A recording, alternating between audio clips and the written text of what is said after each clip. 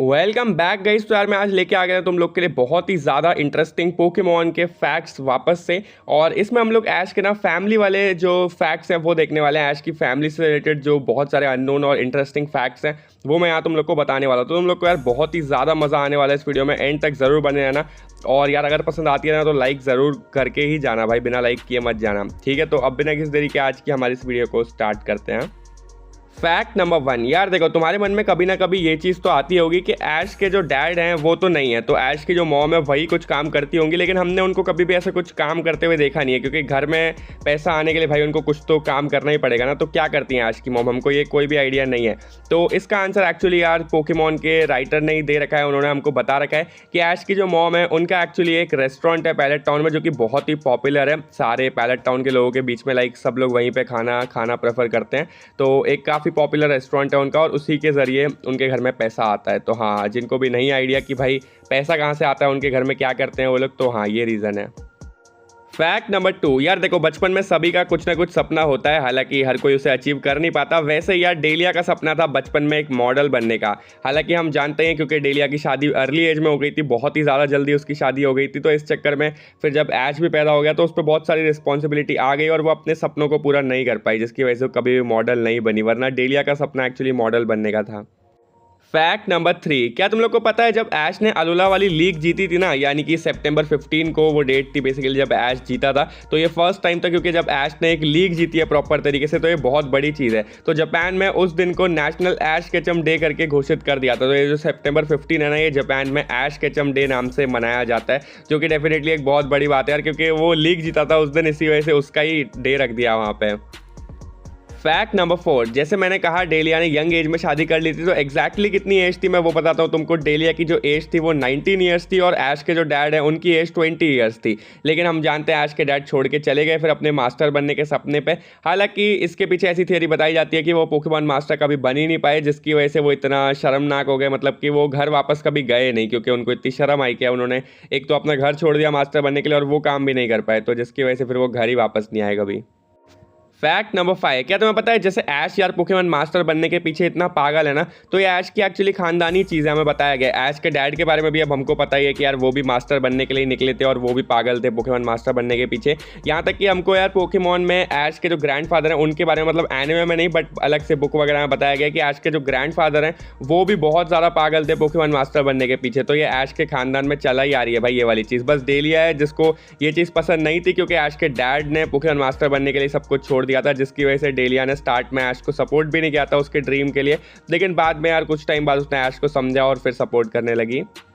Number 6, अगर तुम Pokemon के पुराने वाले इंग्लिश डब वाले एपिसोड देखोगे ना, तो वहाँ पे ऐश की और उसकी मॉम की आवाज़ काफ़ी सेम लगेगी, जिसका रीज़न है कि उनकी जो वॉइस एक्टर थी वेरोनिका टेलर, वही दोनों को आवाज़ देती थी। अब तो नहीं, लेकिन पहले वाले एपिसोड्स में।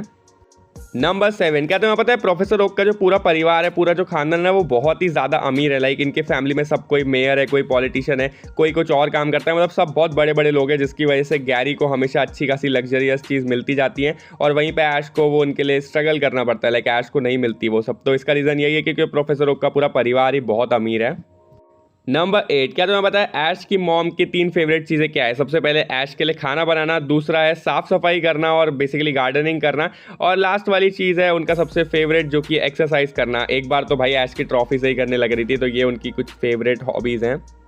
फैक्ट नंबर 9, क्या तुम्हें पता है ऐश अपने परिवार का एक लौता ऐसा बंदा है जिसने यार एक्चुअली में अपना जो ड्रीम देखा वो कंप्लीट भी किया भाई। वो लीग वगैरह जीता, चैंपियन बना और मास्टर भी कह सकते हैं अब बन ही गए काइंड ऑफ। तो उसने जो सपना देखा वो पूरा हुआ, वरना ऐश के परिवार में हम देखते हैं डेलिया से लेके ऐश के फादर से लेके ग्रैंडफादर तक हर कोई ने जो भी सपना देखा है वो उनका कभी पूरा हुआ ही नहीं है। लेकिन हाँ, ऐश ने ड्रीम देखा और उसका वो ड्रीम पूरा भी हुआ। फैक्ट नंबर 10, यार देखो पूरे एनिमे में तुमने देखा ही होगा कि ऐश को कभी भी ना किसी लड़की से अट्रैक्शन हुआ नहीं है, एक्सेप्ट वो एक जो लड़की थी कैंटो वाली, उसका ही फोटो देख के बस ऐश को बेसिकली ऐसा वाला रिएक्शन देते हुए देखा था। बाकी यार कभी नहीं देखा। लेकिन पोकेमॉन की मांगा में एक्चुअली अलग था। क्या तुम्हें पता है पोकेमॉन की जो मांगा थी वहाँ पे ऐश को गैरी की जो बड़ी बहन थी डेजी ओक, उसके ऊपर क्रश था, और ऐश उससे यार मांगा में फ्लर्ट वगैरह करने का भी बहुत ट्राई करता है, जो कि अपने रियल वाले ऐश से बिल्कुल ही अलग है, क्योंकि वो तो कभी भी ऐसा कुछ नहीं करने वाला एनिमे वाला।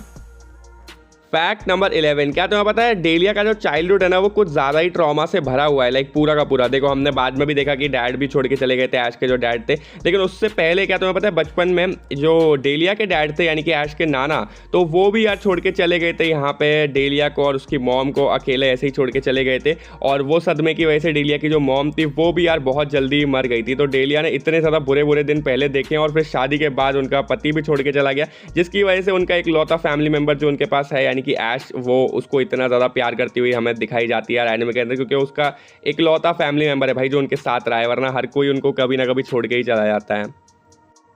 फैक्ट नंबर 12, क्या तुम्हें पता है शादी से पहले डेलिया ने यार एक बहुत ही ज़्यादा बेकार काम कर रखा है। बेसिकली उसने टीम रॉकेट ज्वाइन कर रखी है अपनी शादी वगैरह करने से पहले।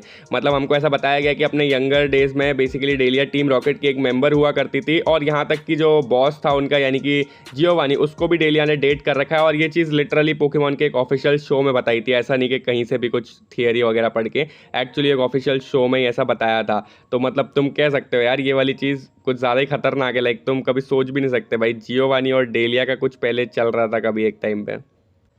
फैक्ट नंबर 13, क्या तुम्हें पता है डेलिया एक्चुअली अपने मॉडलिंग करियर में सक्सेसफुल हो सकती थी अगर ये ऐश के डैड ऐसे सब छोड़ के नहीं चले जाते, क्योंकि डेलिया ने जब ट्राई किया था मॉडलिंग में उसकी फ्रंट कवर पे यार फोटो तक आ गई थी। तो तुम कह सकते हो कि वो बहुत सक्सेसफुल और यहाँ पे अमीर होने वाला था भाई बेसिकली ऐश और उसका परिवार, अगर डेलिया मॉडलिंग करती और मतलब ये कांड वगैरह नहीं होता ऐश के डैड का। तो फैक्ट नंबर 14, क्या तुम्हें पता है पोकेमॉन वालों ने ना एक बार एक फेक प्रॉमिस किया था जो कि उन्होंने तोड़ दिया था। बेसिकली एक प्रॉमिस किया था और वो तोड़ दिया, जो कि था कि वो ऐश के डैड को दिखाएंगे पोकेमॉन के सीजन 5 के अंदर, जो कि मास्टर क्वेस्ट था जोटो वाला।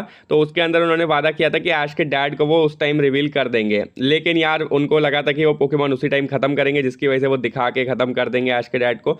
बट यार वहाँ पे पॉपुलैरिटी वगैरह अच्छी हुई और उन्होंने सोचा कि अब शो को और आगे कंटिन्यू करेंगे, जिसकी वजह से जोटो के बाद से जो राइटर्स थे वो चेंज हो गए थे और यार वहाँ से फिर उन्होंने वो प्रॉमिस अपना भूल ही गए, बिल्कुल वो तोड़ ही दिया। मतलब फिर तो ऐश के डैड का नामो निशानी खत्म कर दिया शो से भाई, मतलब कुछ दिखाने का कभी सोचा ही नहीं उन्होंने फिर। और फाइनली फैक्ट नंबर 15, अब यार देखो बहुत सारी थियरीज हमने देखी हैं ऐश के डैड से रिलेटेड, लेकिन जो बंदा सबसे क्लोजेस्ट ऐश का डैड लगता है ना वो है ये सिल्वर नाम का एक बंदा, जो कि हमको पोकेमॉन की एक साइड सीरीज पोकेमॉन क्रॉनिकल्स के अंदर देखने मिला है, जो कि जोटो की ही सीरीज है, जिस सीरीज में बेसिकली पोकेमॉन वालों ने बोला था कि ऐश के डैड को दिखाएंगे, ये उसी टाइम की एक साइड सीरीज है। तो यार यहाँ पे ये जो बंदा है ना ये ऐश का नाम सुन के बहुत चौंक जाता है, जब रिची ऐश के बारे में बोलता है तो ये एकदम हैरान हो जाता है, जैसे कि ये ऐश को ऑलरेडी जानता है। और इसका जो स्टाइल है मतलब बिल्कुल ऐश जैसा है, जैसे ऐश कंधे पे पिकाचू रखता है ये अपना चिकोरिटा अपने कंधे पे रख के रखता है। और यार एक बार वो जो ब्लर टाइप की थोड़ी फोटो दिखाई गई थी, मतलब जिसमें फेस नहीं दिखाया था ऐश के डैड का बट दिखाए थे वो रैपिड ऐश के साथ में, उससे ये काफ़ी ज़्यादा ही सिमिलर सा भी लगता है। तो हाँ काफ़ी ज़्यादा चांसेस है सबसे क्लोजेस्ट मतलब जो ऐश का डैड हो सकता है वो यही एक बंदा है, तुम कह सकते हो सिल्वर। बाकी हाँ यही थी हमारी आज की वीडियो, होपफुली यार तुम लोग को पसंद आई हो, अगर आई है तो लाइक ज़रूर कर देना, चैनल पर नए हो सब्सक्राइब नहीं किया सब्सक्राइब करो, बेल आइकन जरूर दबा देना। मिलूंगा अगली वीडियो में, टिल देन गुड बाय।